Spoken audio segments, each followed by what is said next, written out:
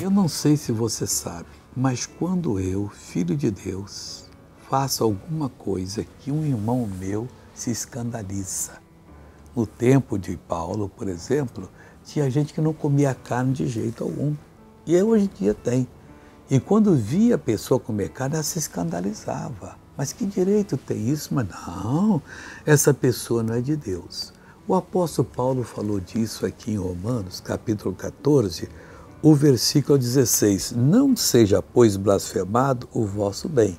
Ele diz o seguinte, se eu vou comer carne e a pessoa se escandaliza, eu não como. Principalmente na presença dela. Fico quieto. O que você vai comer? O que tem bom aqui? Ah, aqui tem uma comida vegetariana. Beleza, manda para nós e agora? Acabou. Não vamos entrar em minúsculos, que a cabeça dele é pequena, ele é fraco de mente. Mas quando tivermos que dar a palavra, vamos dar aquele recado que Deus deu para nós.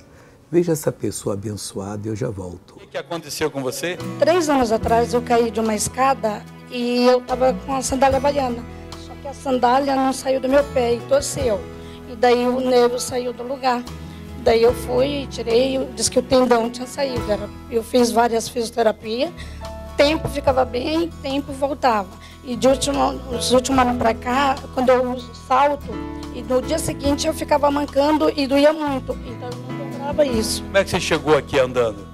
Eu ando, mas eu tinha muito cuidado de não torcer. Certo. Mas não podia abaixar? Não podia agachar, Glória. levantar.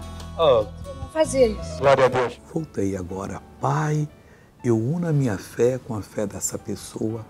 Eu repreendo todo o mal que está na vida dela, reprovo e mando que saia, que vá embora.